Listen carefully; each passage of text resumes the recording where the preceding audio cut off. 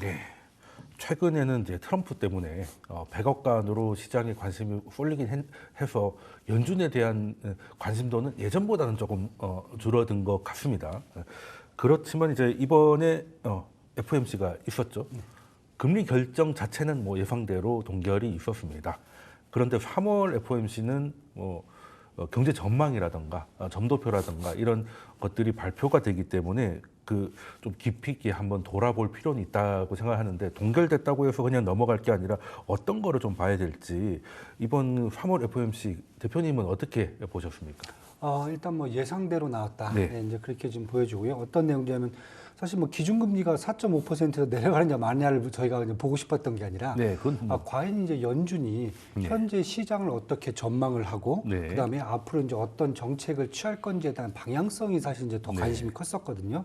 근데 저희들이 이제 연초에는 사실 가장 우려가 됐던 게 다른 것보다 트럼프 행정부가 만약에 이렇게 관세라든지 상호 관세로 가게 되면은 인플레이션이 계속 상승하기 때문에 트럼프플레이션에 대한 우려감이 컸었거든요. 그랬죠. 근데 시간이 지나면서 얘기 나오는 게 이렇게 되다 보면은 인플레이션뿐만 아니라 사실은 트럼프 행정부가 얘기했던 경제 성장률이 사실 어떻게 보면 물 건너가는 게 아닌가. 네, 도달할 수 있다. 그러니까 네. 인플레이션은 올라가고 이제 성장률은 떨어지고 네. 이러면 이제 경기 침체, 리세션보다 더 위험한 게 사실 스태그플레이션이거든요. 네. 가장 무서운 거거든요.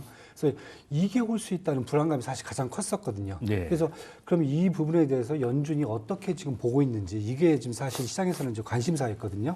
그래서 지금 보니까 이렇게 나왔어요. 2025년 핵심 인플레이션 목표치 중간값은 기존의 2.5%에서 2.8%로 약간 상향 조정을 했어요. 네, 물가 전망치는 물가는 높였다는 거죠. 그래도 네. 그렇다고 또 많이 3% 넘진 않았어요. 네, 2.8. 그러니까 이 정도 수준에서 그렇다고 뭐 트럼프가 보는 게 조금 정도 올릴 수 있다 이 정도였고 실업률 전망치는 4.3%에서 4.4%로 뭐 거의 비슷하다고 보시면 네. 될 것 같아요.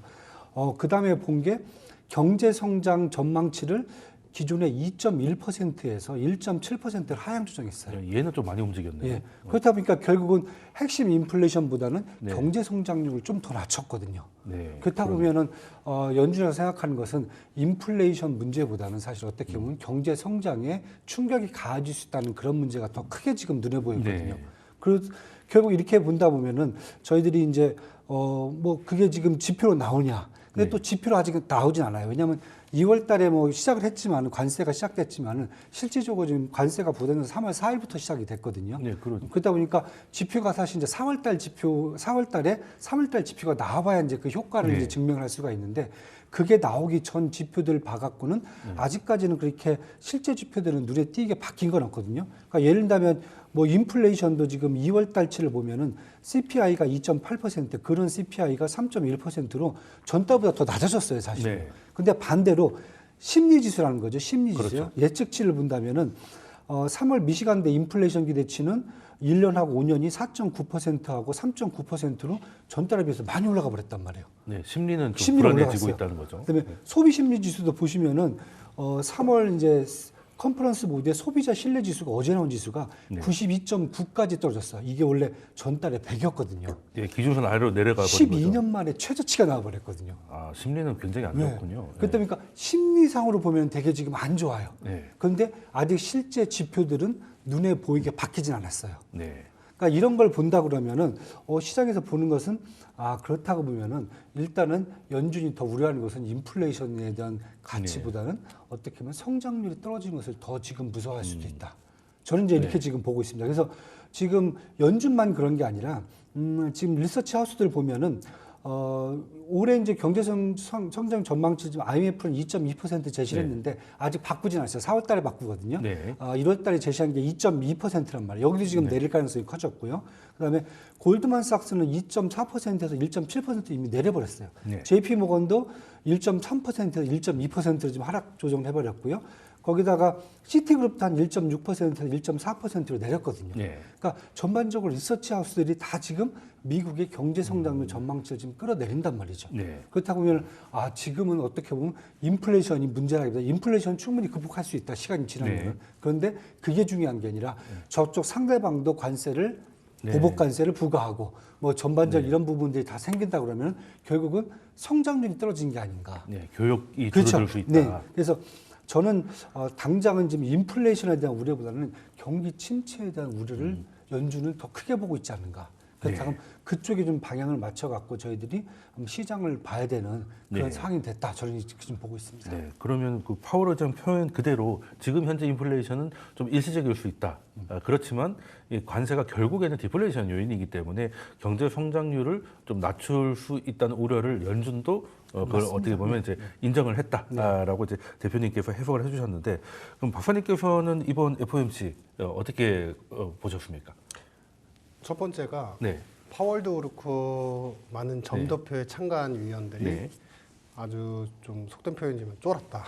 아, 좀 무서워하고 어디에 좀 있다. 그렇죠? 네, 그러니까 뭐냐면은 성장률 전망은 네, 낮추고 네.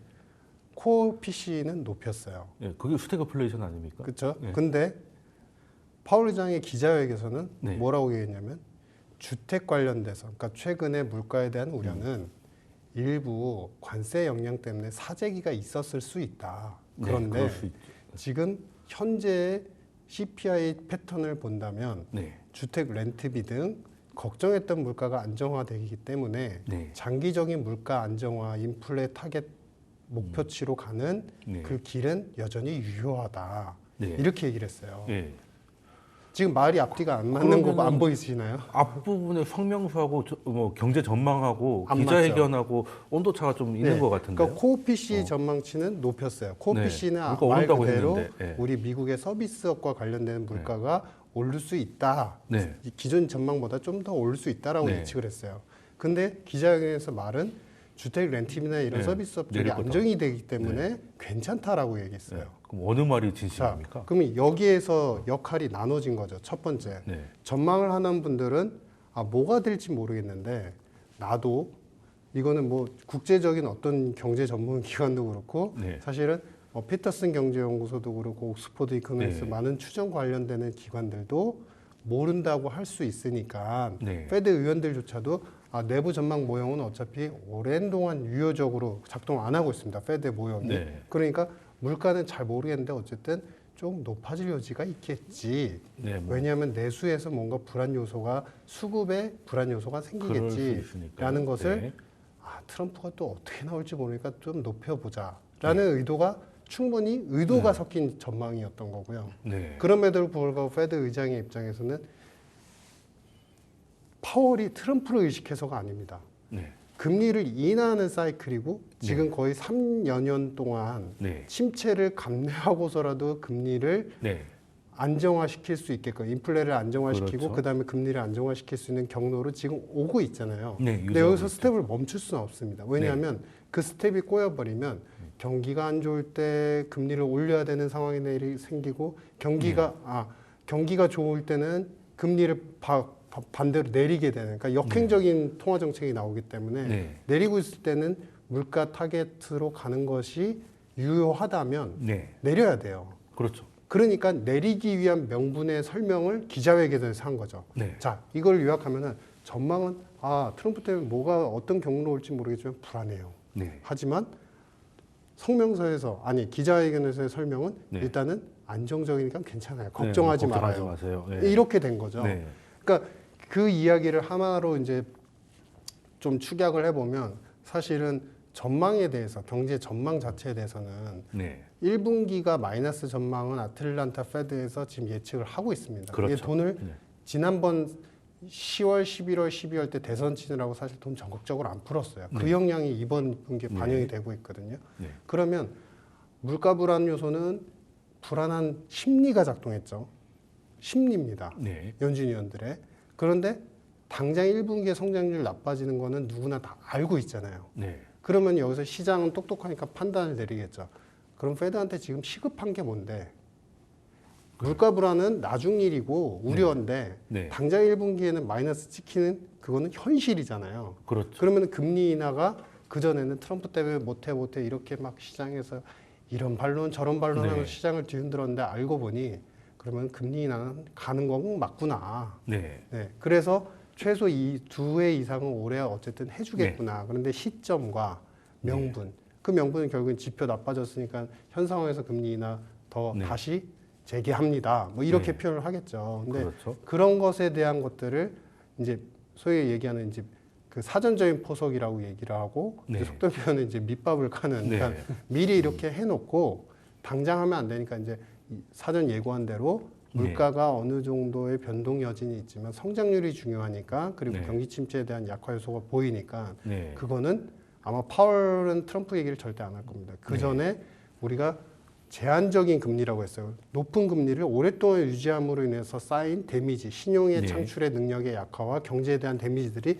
지금 반영되고 있기 때문에 금리를 좀 내려야 될 필요가 있겠습니다로 하반기에는 충분히 6월부터 분명히 반영이 될 수 있고 그렇죠. 그렇기 때문에 한 축의 금리에 대한 정책들에 대한 큰 불확실성은 좀 사라져가는 제가 그래서 파월이 트럼프랑 처음에도 말씀드렸던 게 그렇게 다르지 않을 겁니다라고 했던 네. 게 당장의 지표는 방향성이 서로 엇박자가 네. 나는 패턴이 아니다라는 거. 네. 멀리 보면 좀 그런 이제 크로스가 날 수 있지만 지금 자체는 이제 다시 좀 완화시켜주는 시장의 심리를 네. 완화시켜주고 걱정을 완화시켜주는 그런 흐름이었다 이렇게 보였습니다. 그 최근에 보면 이렇게 그 서로가 좀 갈라지는 경우가 꽤 자주 있는 것 같습니다. 뭐 말씀 주신 대로 이제 경제 전망과 성명서, 점도표 그리고 기자회견의 온도차도 갈라졌고 그리고 말씀 주셨던 지금 데이터 중에 소프트 데이터는 뭐 굉장히 침체인데 그렇다고 사람들이 돈을 안 쓰는 건 아닌 그 파월 의장도 그 얘기 실제로 했었거든요. 그러니까 심리 지표가 나쁜데 그래서 우리 미국 경제가 굉장히 나빠질 거야라고 얘기를 하면서 나가서 밥 사 먹고 놀고 다 한다는 얘기를 실제로 파월 의장이 했었거든요. 이거는 어떻게 보면 우리도 마찬가지지만 오늘도 이제 정치적인 판결이 하나 우리도 있었지 않습니까? 근데 미국도 마찬가지로 진영이 나눠져 있다 보니까 반대 진영의 트럼프 행정부를 좀 싫어하는 민주당 지지자들은 트럼프가 하니까 이제 나라를 망할 거야라는 마음은 큰데 실제 망하진 않았으니까 이제 경제 활동을 좀 계속하고 있고 다만 설문에서 지금 나눠지고 있는 게 어떻게 보면 연준 입장에서도 이 데이터에 대한 신뢰도에 문제가 생기는 거잖아요.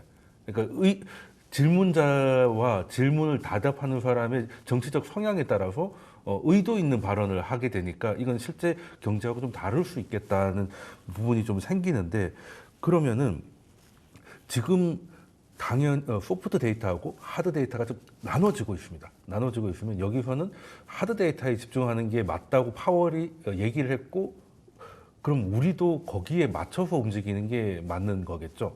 지금 컨퍼런스 보드도 지금 최대 하락폭이 있었지만 이거는 그냥 기분일 수 있다라고 판단을 해서 그 정도의 침체를 받아들이지 않는 게 맞다고 파월은 얘기한 것 같은데 제가 너무 긍정적으로 해서 가는 건가요? 아니 그런 거 네. 아닌 것 같아요. 네. 저도 사실 그 의견에 좀 동의를 하고요. 네. 이제 박사님이 얘기하신 이제 의견도 사실 동의하고 네. 다들 이제 연준하고 트럼프가 갈등 때문에 그렇죠. 결국 뭔가 망가질 것 같다라는 느낌을 네. 자꾸 갖고 얘기를 하고 있고 그렇게 얘기를 하고 있는데 네. 저는 그렇지 않다라고 봐요. 네. 뭐냐면은 트럼프 행정부 같은 경우도 사실 목표는 똑같아요. 네. 경제 성장이거든요. 네. 그 다음에 연준이 뭐냐면은 결국은 통화 정책을 통해서 경제 성장이에요. 목표치는 다 같아요.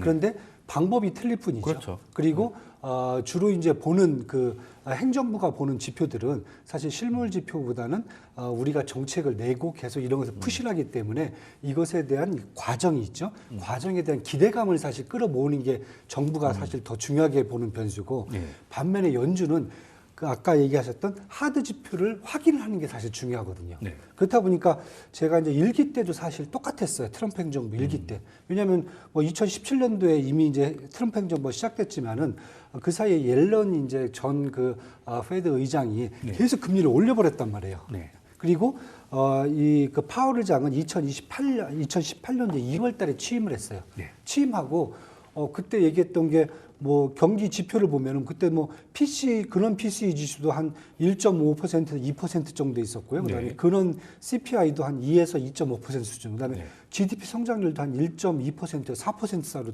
그게 나쁜 지표가 아니었거든요. 네, 뭐 근데도 물가 걱정 안 했죠. 예, 당장 들어오자마자 그때 파월 의장이 금리를 안 내렸어요, 사실은요. 네. 요청에 불구하고 그때도 똑같았어요. 파월 의장은 경기 지표를 더 지켜보겠다 하고 사실 금리를 내린 것은 2019년 9월 달에 2%로 그때 내려버립니다. 네. 그러니까 결국은 연준은 물론 이제 직업병이라 하긴 그래요. 왜냐하면 그 자리가 또 사람을 만들 수가 네, 뭐 있으니까. 조직에 어쩔 수 없는 그렇죠. 그런 부분도 통화 있죠. 정책을 하려면은 하드 지표를 봐야 돼요, 사실은요. 네. 그래서 제가 이제 계속 말씀드리는 게 연준은 얘기했듯이 그런 심리 지표는 반영을 하겠지만은 네. 실제 정책 결정은 하드 지표를 볼 거다. 실제 지표를 볼 거고요. 그런데 그 지금 실제 지표가 2월달 지표이기 때문에 아직 트럼프 행정부가 전반적으로 정책을 실행했을 때의 지표들이 아니거든요. 그렇죠. 그렇다고 보면 제가 이제 한 3월이나 이제 4월, 5월 정도 한 2달 정도는 더 지켜보고 만약에 아까 우리 박사님 얘기했듯이만 하드 지표들이라든지 실물 지표들이 경기 지표들이 그렇게 큰 변동이 없다라고 했을 경우에는 네. 그렇다고 보면 저는 이미 지금 이 파월 의장이 금리 인하 추세를 붙잡고 있었거든요. 네. 그럼 지금 뭐 내려도 사실 절대값으로 본다면 큰 문제는 없거든요. 네, 4.5가 4.5가 굉장히 높은 거거든요. 지금 그렇죠. 인플레이션 2.5%인데. 네, 그렇다고 종류가 높은 거죠. 그렇다고 보면 만약에 이 하드 지표가 확인이 되면은 네. 저는 되게 빠르게 금리 인하를 재개하지 않겠는가. 예, 저도 이제 그렇게 보고 있습니다. 그럼 실제 관세가 부과되기 시작해야 되고 4월 그렇죠. 2일이 됐던 언제부터 일단 뭐 3월 4일부터 네. 부과됐으니까요. 예. 네, 그리고 캐나다 추가적인 쪽은. 뭐 예. 동맹국에 대해서는 뭐 상호 관세가 됐든 보편 그렇죠. 관세가 됐든 개별 관세가 됐든 그것도 4월 2일부터 뭔가 또 얘기 나오는 게 있고 이게 확인되려면 5월에 4월 지표를 또 봐야 되고 그렇죠. 네. 그러면 상반기 때는 연준의 입장에서는 이럴 수도 있고 저럴 수도 있으니까 그냥 가만히 있겠다라고 생각할 수도 있겠네요. 그렇죠. 지켜보고 네. 확인이 되면 이제 6월 달부터 액션에 취하지 않겠는가. 네. 예, 이렇게 지금 보여지고 있습니다. 물론 하드 데이터가 중요하긴 하지만 심리 지표가 하드 데이터에 또 선행하는 부분이 있기 때문에 완전히 무시하기도 약간 힘든 부분이 있는 것 같은데 그러면 그 박사님께서 일단 인하 사이클을 계속 이어갈 거다라고 말씀을 주셨는데 그럼 대표님 말씀하고 종합을 좀 해보면 상반기 때는 좀 눈치 보기도 해야 되고 확인을 좀 해야 되니까 그때까지는 양쪽의 부실을 다 살려놨다가 이제 하반기 들어서부터 금리 인하를 가겠다는 신호로 보이는 점도표에서도 두 번 찍힌 게 그때쯤이잖아요. 그런데 그러고 나서 보스틱 총재 같은 경우는 조금 이제 매파적이긴 합니다만 두 번이 아니라 한 번으로 줄여야 된다. 뭐 이런 식으로 나오는데 이거는 너무 낙관적으로 보지 말고 좀 긴장해라 뭐 이런 정도의 역할일까요? 아니면 실제 또 줄여 나가기 위한 밑밥 깔기가 또 다시 시작이 된 건지 이건 어떻게 보시고 계십니까? 아까 재밌는 표현 중에 네. 이게 직업병인지 뭔지 모르겠어요. 네. 파월 의장의 직업병인지. 네. 이게 되게 재밌지만 중요한 표현입니다. 그렇죠. 왜냐하면 네. 잘 생각해 보십시오. 페드는 네. 듀얼 맨데이트를 2008년 금융위기 이후부터 가져왔어요. 네. 이 듀얼 맨데이트는 뭐냐면은 하나는 경기 부양, 즉 네. 실업률을 갖다가 안정화시키는 데 충분히 그렇죠. 기여한다. 고용이죠. 네. 그리고 두 번째는 기존에 있었던 물가 안정의 네. 목표를 계속 이룬다. 그러면 색깔을 보셔야 되는 게 2000년 초반까지만 하더라도 물가 안정이 목표였어요. 왜? 정부가 알아서 하면 되는 거고 돈은 네. 알아서 풀면 되는 거고 그때는 비정상적인 이런 자산 매입부 우리 양적 북이라는 완화의 의미도 사실은 잘 몰랐어요. 그게 이제 네. 일시적으로 쓰였다가 다시 북이 다시 축소되고 그 바로바로 됐었거든요. 네. 근데 이게 15년도를 넘어가면서 어떤 이제 현상들이 나타나면 이제 돈이 부족해서 채권을 팔지 못하는 상황이 되면 미국은 망하거든요. 그러니까 미국은 채권을 팔아야지 예산도 있고 경제가 살아나요. 그러니까 사실은 듀얼 맨데이트에서 점점 어디로 이제 직업병이 이제 진화를 하냐면 경기를 살려야 돼. 그러니까 물가를 안정시켜야 될 쪽보다도 경기를 살려야 된다는 그 압박감들이 그렇죠. 커지기 시작을 했습니다. 그러다 보니까 우리가 이제 인플레이션이 22년도에 이제 가속화되면서 러우 전쟁 터지면서 그랬는데 네. 그러면 그때는 경기 못 살렸잖아요. 금리 인상했으니까. 근데 그게 아니죠. 금리는 올렸지만 즉 네. 표면화된 기준금리는 올렸지만 네. 실제로 유동성이 빠지지 않게끔 계속적인 유동성 공급을 해줬죠. 네. 단기 시장을 통해서 그리고 그렇죠. 장기 시장을 통해서 그리고 상업은행들을 통한 MMF가 마르지 않도록 물이 네. 마르지 않도록 그리고 지준이라는 거 그러니까 상업은행들이 반드시 보유해야 되는 의무 보유하는 예금의 일정 비율인데 그거를 다 철회를 시켜버렸죠. 그러면서 돈이 확 풀리게 만들었어요. 네. 그런 상태에서 이제 물가가 이제 2% 중반대 후반대를 넘나드는 상황이 됐는데 네. 그러면 현재 상황에서 직업병은 뭐냐면은 지금 제일 좋은 게 뭐냐면 네. 실업률은 자연 실업률, 그러니까 완전 고용 상태예요.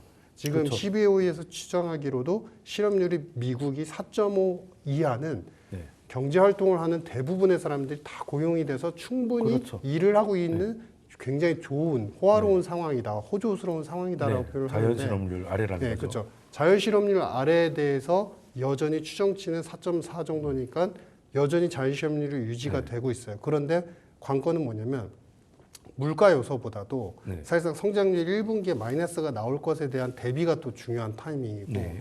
두 번째는 사실은 물가 불안에 대해서는 지금은 저는 상당 부분이 페이드 아웃 넘어갔다고 봐요. 네. 넘어갔는데 과연 이제 최종적인 그 중립금리를 3% 중반대라고 얘기를 했으니까 3% 중반대까지 내려가는 데 있어서 네. 그 명분 쌓기인 것이고 네. 이 명분 쌓기는 뭐냐면 후행적으로 예전하고 이제 2000년 초반하고 페드가 달라진 거는 항상 후행적 해석을 하거든요. 네, 예전에는 파워는 좀 더 그런 것 네, 같아요. 더 그래요. 그러니까 예전에는 사실은 옐런 저기 그린스펀이 그런 얘기를 했었는데 네.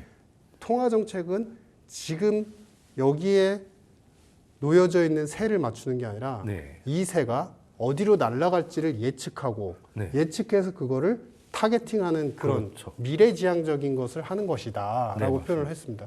그 당시에만 해도 페드가 아까 처음에 말씀드렸던 것처럼 페드의 모형이 되게 우수했어요. 그러니까 페드에서 만드는 다무문, 우리 그러니까 계량 경제에서 만드는 경제 모형이 정말 우수하니까 저 전망 하에서 통화 정책을 하면 다 맞더라라는 게 네. 있었는데 그게 깨져버렸죠. 네. 지금은 깨져버렸다 보니 파월도 사실 지표 나오고 해석하고 네, 대응을 하는 그러다 보니까 이제 금리 인하에 대한 시점을 사실은 좀 지연시키고 있는 약간 이제 뜸들이기식으로 지연시키고 있고 이 기간을 그러면은 어떻게 생각할 수 있느냐.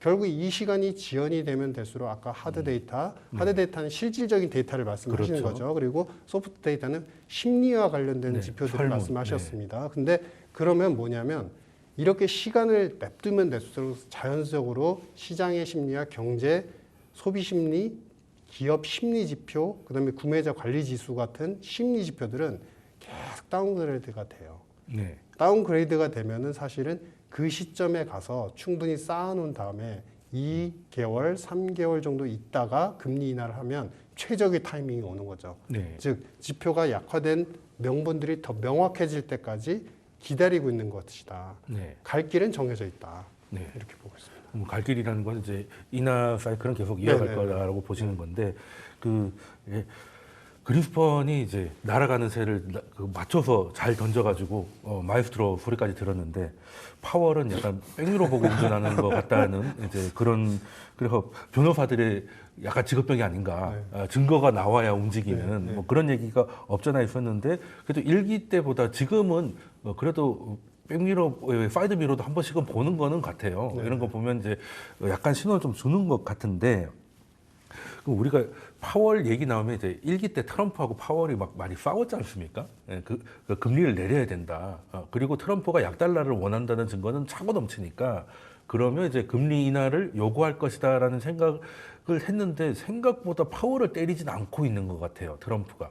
아직은 우선순위가 아니라서 그럴지 모르겠으나 아직까지는 금리를 낮춰야 된다는 얘기를 할 때도 장기 금리를 얘기를 하지 연준 정책 금리를 얘기하고 있는 건 아니거든요. 그러면 우리가 생각했던 파월하고 대립이 있어서 그래서 파월은 아닌 척하며 트럼프를 눈치 보면서 금리를 낮춰줄 거라는 이 기대는 일단은 좀 접어야 되는 거겠죠?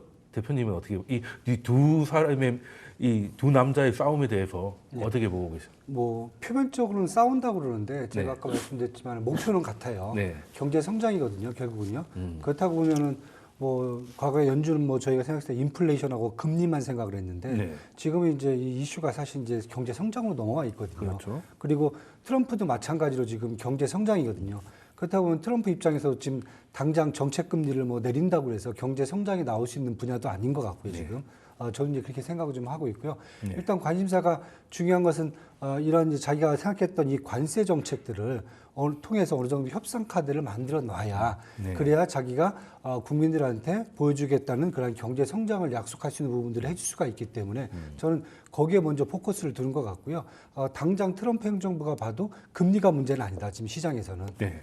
그거보다는 관세 정책이라든지 이런 부분들을 먼저 지금 해놓는 게 우선이다 생각하기 때문에 저는 일단은 이 연준에 대한 그 압박은 당분간은 그렇게 크지는 않을 거라고 보여지고요. 그 아래에서 지금 사실 연준의 파월 의장도 그런 걸 제가 봤을 때는 간과하고 그렇게 크게 또 세게 뭐 트럼프 행정부에 대해서 뭐 망할 거다 뭐 이런 뭐 저주를 뭐 퍼붓는 것도 아니고 뭐 싸운 것도 아니고 그냥 우린 지켜보고 있다 이 정도만 네. 딱 얘기하는 거기 때문에 저는 그래서 지금 계속 저도 지금 말씀을 드리고 이제 얘기를 하는 게 결국은 파월 의장이라든지 트럼프 이제 행정부도 마찬가지요. 트럼프 행정부도 어느 정도 시간이 지나면서 네. 자기들이 실시한 정책에 대한 효과가 나타나는데 이것에 대해서 연준이 따라오지 않는다. 그럼 그때는 또 거세질 수 있다. 네, 뭐 그럴 수도 예, 그렇게 보여지고요. 반대로 연준도 자기들이 생각했던 이런 정책적인 그런 방향성 있죠. 그다음에 경기 지표들이 아직은 지금 눈에 안 보이기 때문에 사실 액션을 안 취하는 거지. 만약에 자기들이 이제 생각했던 방향과 반대로 가고 있다. 예를 들어서 트럼프 행정부 했던 그런 정책들이 이제 이 경기 지표로 나오는 부분들이 뭔가 좀 많이 어긋나고 있다. 그러면 사실 제가 봤을 때는 강하게 또 트럼프 행정부를 또 비난할 수 있는 또 근거가 될 수 있을 것 같아요. 그리고 네. 그에 따라서 정책적 방향들을 움직여갈 것 같고요. 그래서 결국은 지금 뭐 저희들이 뭐 싸운다라고 보기보다는 그냥 서로 일단 눈치 보기 정도고요. 하지만 목표는 같기 때문에 결국 그 과정에서 어떠한 지표들이 나오냐 네. 이런 걸 갖고 결국 상호에 대해서 책임 떠넘기기를 할 것인가 아니면 협상을 요구할 것인가 이런 부분들이 보여지지 않겠는가. 예, 저는 이제 그렇게 지금 보고 있습니다. 일단. 네, 그 처음에는 둘이 좀 싸울 것 같다라고 하는 전망이 지배적이었는데 지금 이번 3월 달만 보더라도 관세가 가져올 인플레이션에 대해서 우려는 하지만 또 일시적이라고 해서 우려를 또 제한시키기도 하고 그리고 이번에 중요했던 게 양적 긴축의 속도를 좀 줄였는데 다 MBS는 그대로 가는데 국채를 이제 줄이는 걸로 해서 이거는 결국 국채 금리를 낮춰주는 효과가 되지 않습니까? 그럼 트럼프가 원하는 게 장기 금리를 낮추는 거였는데 연준이 호응을 한 거거든요. 그래서 요즘은 이러다가 트럼프가 파월 재지명할 것 같다. 굉장히 파월이 정무 감각이 황홀하다. 뭐 이런 평가도 좀 없지 않아 있거든요. 자, 그러면 지금 트럼프 입장에서도 정책 금리를 바로 낮추면 지금 안 그래도 관세 때문에 인플레이션 얘기 나오고 있는데 괜히 인플레이션 자극해서 본인도 좋을 게 없으니까 일단 얘기는 안 하고 있는 것 같은데 그러면 연준도 마찬가지고 트럼프도 마찬가지고 관세가 어디까지 얼마만큼 언제까지 이런 게 좀 정해져야 연준도 거기 맞춰서 그 장단에 맞춰서 춤을 출 수 있을 것 같은데 그러면은 일단 그래도 좀 상호 관세로 좀 내려왔습니다. 이제 보편 관세 얘기는 잘 안 하시더라고요. 그 상호 관세도 내려왔고 우리 현대차처럼 큰 선물을 안기면 윙크도 3번씩을 해주면서 뭐 관세 안 내도 된다 이런 식으로 협상의 여지를 많이 터줬습니다. 그러면 그 관세가 우리는 미국에게 한 8위 정도 되더라고요. 무역 흑자가. 맞습니다. 그럼 우리 정도까지 그 정도가 올 것인지 그리고 이제 관세가 어떻게 정돈될 것 같으신지 좀 어려운 질문이긴 한데 박사님께서는 이 관세가 최종적으로 어떤 모습으로 결말이 나올 것 같다는 생각을 가지고 있습니까? 관세는요. 네. 이거는 그러니까 지형도로 표현을 해드리면요. 네, 지형도요. 예를 들어서 미국에 수출을 하는 무역수지 흑자인 국가들을 나래대로 10개국을 세우고 네. 미국이 여기 상대방 국가로 있다고 그렇죠. 치면은 여기서 순서대로 우리가 생각하는 거는 30, 뭐 25, 네. 40 이렇게 생각을 하시겠지만 네. 절대 그렇게 안 될 겁니다. 네, 그렇게 10, 15, 5, 빵, 30, 40, 50. 그러니까 이게는 뭐냐면 네. 제가 이제 언젠가 말씀을 한번 드렸었는데 상호무역법. 그러니까 네. 그 전에 우리 이제 무역법 자체가 바뀌기 시작을 했고, 네. 그 다음에 최초에 있었던 건 글래스-스티걸이 아니라 이제 가장 이제 무역 확장법이 나오기 직전에 이제 네. 이제 상호무역법이 나오고 네. 그다음에 무역 확장법이 나오는데 네. 그거는 그 전에 우리가 이제 40% 이상의 그 관세를 매기는 상대국에 대해서 굉장히 네. 보복적인 관세를 네, 취하는 정책들이 20년대까지 있었단 말이죠. 네, 그렇죠. 근데 그 법의 사실은 법을 바꾸지 않으면 그러면 사실 법이 바뀌지 않는 이상 관세율이 바뀌기가 힘든 거예요. 그렇죠. 그러니까 자유무역 가트를 우리가 어느 정도 추종을 하면서 가려는 그런 입장에서 봤을 때 사실 상호무역법이 필요했던 건 뭐냐면 서로 간에 예. 관세를 갖다가 어느 정도 같이 낮춰가자는 입장에서 무역을 그렇죠. 하기 위한 입장에서 나왔던 것이고 거기에 이제 어떤 분이 그런 말씀하시더라고요. 그 기간의 상호무역법은 자유무역을 위한 게 아니라 결국에는 의회 승인을 6개월 동안 이제 안건을 올리고서 이 국가에 대해서 관세를 이렇게 낮출 거니까 네. 괜찮겠어요? 그렇게 승인을 받아야 되는 절차가 있었기 때문에 그거는 사실은 뭔가 완화적인 스탠스를 위한 것이 아니다라고 하는데 역사적인 배경 조사가 전혀 잘못된 거였고요. 네, 그 이후로 많이 상호무역법으로 내려왔잖아요. 가면서부터는 모든 것들을 풀어나가기 위한 그 그렇죠. 법안이었고 그 법안이 세워진 이유 자체도 그 전에 법안이 너무나 구속력이 강하기 때문에 그러니까요. 관세율이 40%에서 낮출 수 있는 방법이 없었던 거예요. 이걸 네. 벗어나고자 바뀌었고 그 다음에 무역 확장법으로 온 네. 것이고 다만 너무 아쉽잖아요. 다 풀어버리니까. 그러니까 무역 확장법에 232조를 두고서 네. 가장 마지막에 232조를 직접 확인하시면요. 챕터 하나에 반줄밖에 안 써 있어요.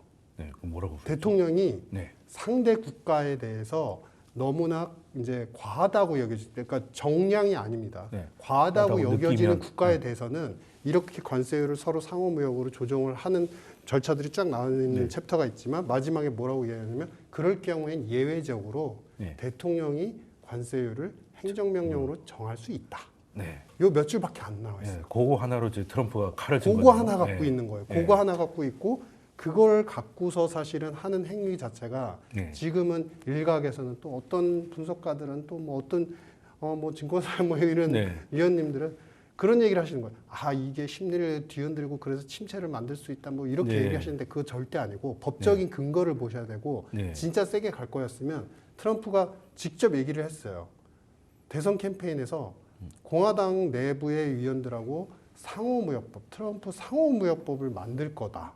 네. 트럼프 상호무역법을 만드는 순간에는 자신들이 실제로 국가별로 관세를 매기기 시작하면 모니터링을 해서 네. 어느 정도 데이터가 쌓인 다음에 이 국가는 불법적인 무역 관계를 형성시키고 있다라고 네. 하면 페널티로 관세를 40, 50, 60까지 무한적으로 올릴 수 있는 징벌적으로. 법안인데 네. 그 법안을 안 쓰잖아요. 그렇죠. 지금 안 쓴다는 건 뭐냐면 철저하게 232조 하나 가지고 딜을 하고 있다는 측면이에요. 네, 그런데. 그 딜을 하는데 지금 그래서 제가 미국한테 많이 파는 국가별로 관세율이 30, 20, 20 뭐 이런 식으로 절대 안 된다고 말씀드렸던 네. 거는 사실 지금 이제 현대차에서도 그 사항을 네. 보셨겠지만 네. 이거는 기업별 그리고 독자적인 인디펜던트한 딜 플레이예요. 그렇죠. 그러니까 기업별 딜이고 그다음에 국가별 딜이고 산업별 딜이기도 네. 해요. 그렇기 때문에 평균 관세율이 우리가 생각하는 것처럼 무조건 그 전보다 높아지겠지라고 생각하면 절대 안 되고요. 네. 이거는 기여하는 수준, 투자하는 수준, 공장 건설에 대한 약속 수준. 근데 그걸 제가 다 알지 못해요. 네. 앞으로 나라들이 어떻게 할지, 네. 일본의 그러니까 여지가 있다. 그렇죠. 네. 일본의 자동차 업계가 어떻게 투자를 할지 그렇죠. 그건 잘 모르겠어요. 근데 말씀드리고 싶은 요지는 뭐냐면 지금 평균 관세율을 나중에 웨이티드 에버리지 해 놓으면 네. 지금 현재 관세율보다 미국 대상 네. 수출 국가들이 과거 대비해서 그렇게 높아져 있지는 않을 거예요. 왜냐하면 그때 일기하고 지금 똑같은 패턴입니다. 평균 관세율은요.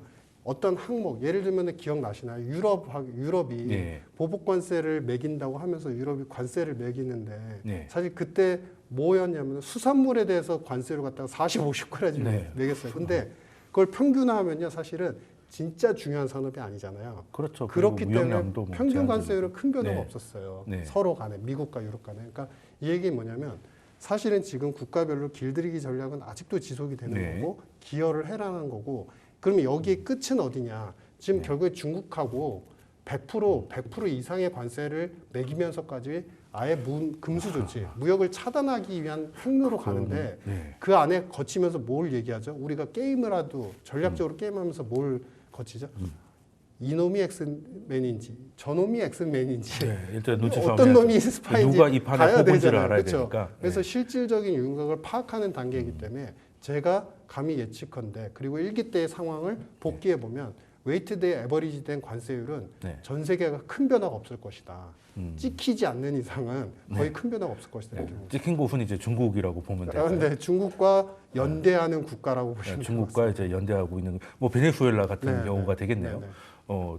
그 베네수엘라에서 이제 기름을 파면 추가 25%를 이제 이게 어떻게 보면은 그 왕따 만들 때 가장 효과적인 방법이 쟤랑 놀면 너도 왕따다 뭐 이런 형식이잖아요. 네네네. 근데 또 따지고 보니까 중국이 베네수엘라에서 수입하는 게 그렇게 많지는 않아서 또 거래처 바꾸면은 뭐 문제가 안 될 거라고 얘기는 하긴 하던데 이런 거 보면 저도 이번에 그 현대차가 이제 발표를 하면서 31조 발표를 하면서 굉장히 트럼프가 이제 흐뭇해하고 뭐 그런 그때 중요한 멘트가 현대차는 관세가 없을 거라고 했잖아요. 한국이 없을 것이 아니고 현대차가 없을 거라고 한 게 그러면 국가 안에서도 또 협상의 여지가 있는 것인가 그런 거를 보여준 건가 하는 게 순간적으로 들었는데 이거는 뭐 제가 뭐 뉴스를 잘 안 봐서 제대로 못 봐서 그런 건지 한국을 빼주는 게 아니라 기업을 빼주는 거는 이것도 가능한 건가요? 쉽게 해서 미국에서 자동차를 더 만들면은 그 네. 부분은 관세가 적용을 안 받잖아요. 그 네. 얘기예요. 예, 그러면은 울산에서 만든 거는 그대로 그대로 관세가 되는 거죠. 네. 그러면은 이제 네. 말 그대로 리쇼어링 해라. 네, 그러니까 너네들은 이제 그 관세 혜택, 관세 그 부과되는 그런 자동차 제스가 줄어든다 그 얘기죠. 이제. 네, 뭐 그렇게 되는 거니까 좀 좋다 말았네. 예. 그걸 별로 좋은 게 아니에요. 현대는 좋은 건데 현대는 뭐 결심을 한 건데 그렇죠. 한국은 이제 결국에는 다른 산업들은 또 알아서 또 가야 된다는 거고. 자, 그러면 관세는 박사님 말씀대로 정리를 좀 해보면 지금 너무 낮으니까 조금은 좀 올라갈 수 있을 것 같은데 그렇다고 과거에 그 스무트홀리법으로 해서 무역 확장법이 나오기 전까지 한 40% 되는 그런 대공황을 유지시켰던 그런 것까지는 이제 갈 수가 없고 트럼프도 일단 찔러놓고 내렸으면 내렸지 더 올리는 경우는 현재까지는 없었으니까 이제 어느 정도는 걱정을 안 해도 될 것 같은데 자 그러면 이게 상반기 중에 관세가 어느 정도 이게 나오게 되면 그럼 이제 연준은 이제 그 이후부터는 조금 더 데이터를 가지고 편안하게 결정을 할 수 있을 것 같은데 방향은 인하일 것 같습니다. 그러면 두 분께 질문 드리고 싶은 거는 이제 하반기에 2번 한다고는 했어요. 근데 이제 진짜 하반기가 됐을 때 연준의 생각은 그거보다 더 인하를 더 갈 거라고 보십니까? 아니면 생각보다 별거 아닌데 그냥 한 번으로 줄일까 이런 식으로 속도 조절에 다시 나설 수 있다고 보십니까, 대표님은? 일단은 저는 이제 지금 이제 관세가 어떻게 되냐에 따라서 틀려질 네. 것 같아요. 근데 제가 지금 보는 방향은 좀 약간 명확해지는 것 같아요. 뭐 협상용이라고 이제 뭐 얘기가 되고 있잖아요. 네. 되고 있는데 일반적인 이제 그 상호관세죠. 네. 상호관세 같은 경우는 지금 보시면은 되게 재밌는 게 중국, 캐나다, 멕시코, 그다음에 EU, 일본까지가 얘기가 되고 있어요. 네. 이 5개 국가를 합치면은 미국의 전체 수입량의 70%예요. 네, 대부분은. 예, 뭐 크니까 규모가. 그러니까 여기는 이제 보편 관세, 보편이 이제 상호 관세 쪽으로 지금 계속 얘기가 되는 것 같고, 그다음에 산업별 관세가 또 따로 있어요. 품목별, 네. 뭐 자동차냐, 반도체냐, 막 그렇죠. 이런 게 알루미늄 나오잖아요. 이런 거. 네. 나머지 국가들은 거기에 적용을 하려는 것 같아요. 그러니까 쉽게 해서 자동차를 지금 관세 부과를 얘기하는데. 네. 자동차 관세 부과하면 일본이라든지 한국하고 도요타라든지 독일하고 관세 얘기를 해야 되잖아요. 그렇죠. 가장 큰 국가니까. 근데 여긴 물어보진 않아요. 누구랑 얘기를 하냐면 GM하고 포드 사장하고 얘기를 해요. 네. 왜? 왜냐면 멕시코에서 니네가 지금 갖고 멕시코. 오는데 네. 문제가 뭐야? 이렇게 갖고 오면 저희가 가격이 1,000만 원이 올라갑니다. 그래? 그러면 빨리 공장 다시 끌고 들어와. 그 사이에 시간을 벌어줄게. 그러니까 이겁니다 지금. 그러니까 뭐냐면은 주요 국가들이 있죠. 여기는 지금 상호 관세로 가는 거고, 네. 그다음에 그 이외의 국가들은 지금 보시면 산업별, 종목별로 지금 가고 있거든요. 네. 그렇다 보니까 한국은 지금 뭐 얘기도 없어요. 그렇네요. 우리가 왕따예요. 알고 보면. 네. 그렇다고 뭐 싱가폴 얘기도 없어요. 네. 호주도 요즘 보면 얘기가 없어요. 그렇네요. 예. 그렇다 보니까 뭐냐면 중요한 것은 한국이라든지 싱가포르라든지 호주 같은데 이런 데 국가들은 품목별로 산업별로 몇 개밖에 없어요. 우리가 뭐 미국에다 수출하는 게 반도체하고 자동차 빼면 또 뭐가 있어요? 없잖아요. 네, 뭐. 그럼 한국은 그 2개만 하면 되거든요. 네. 뭐 다 할 필요 없다는 거죠. 네. 지금 저는 이제 이렇게 지금 판단을 하고 있어 갖고 아마 이런 식이 된다. 그러니까 주요 국가들은 상호 관세로 가고 그래서 뭐 트럼프 대통령이 얘기했던 게 그거잖아요. 많은 국가에 혜택을 줄 수 있다. 외국이 미국에게 부과한 수준보다 덜 부과할 수도 있다. 이렇게 얘기했거든요. 네. 그게 이제 며칠 전이잖아요. 그런 걸 본다면은 이 정도로 만약에 관세가 간다라고 하면은 저는 연준이 전망했던 인플레이션 부분이 있죠. 네. 조금밖에 안 올렸어요. 네. 그게 맞지 않을까. 그러면은 인플레이션이 생각보다 안 올라가니까 인하 사이클은 더 유지할 빨라질 수 있다. 네, 더 그래서 빨라질 수 제가 있다. 말씀드린 것은 예. 저는 이제 이 정도 사이클이면은 어차피 연준은 지금 기준금리 인하를 해야 돼요. 그 사이클 안에 그렇죠. 있어요. 네. 근데 그 안에서 지금 스톱이 돼 있는 거거든요. 이게 네. 어떻게 될지 모르니까. 네. 근데 지금 말씀드린 대로 제가 만약에 이 관세 사이클이 이 정도로 간다라고 하면은 저는 인플레이션 속도가 그렇게 커지지 않을 것 같아요. 그렇다고 보면은 네. 뭐 한 2달 정도 만약에 본다라고 그러면은 빨리는 저는 한 6월 달 정도에 네, 한번 2분기 안에는 좀 과세화가 될 것 그다음에 같다. 그다음에 10월 29일 날 또 있거든요. 뭐 9월 달보다는 저는 10월 달에 한 번 더 보고. 네. 그래서 저는 한 연준이 지금 점도표 3.9에 맞춰 놓은 게 저는 그런 의도가 있지 않을까. 그래서 아까도 제가 그래서 인플레이션은 네. 그렇게 크게 안 보고 있다. 네. 성장률이 문제다. 네, 그렇죠. 그렇다고 보면은 금리는 분명 내려야 되는 게 맞는데 네. 그렇다고 보면은 그것을 볼 수 있는 지표들은 지금 트럼프 관세 정책적 방향 이런 것들을 한번 체크를 한다면은 6월 달하고 한 10월 달 정도 이렇게 좀 보는 게 맞지 않을까. 저는 이렇게 좀 전망을 좀 하고 있습니다. 일단 6월, 10월 FOMC에서 인하 정도 있고 혹시 또 플러스 알파가 있을 수도 있다. 플러스 알파까지는 모르겠어요. 아니면 뭐 멘트가 조금 더 비둘기로 나간다든지 네, 이런 것들을 좀 기대를 볼 수 있겠다는 말씀을 주셨고 관세는 이번 분기 안에서 주요 국가들은 이제 상호 관세 그리고 그 외에는 이제 상품적 산업적으로 이제 결론을 좀 내준다면 하반기 때는 연준이 지금 동결되는 인하 사이클을 이어가는데 부담이 좀 덜할 것 같다는 말씀을 이제 두 분께서 이제 그 점에서는 동일한 말씀을 주신 것 같습니다. 자, 그러면 이제 두 번째 주제로 이어가도록 하겠습니다.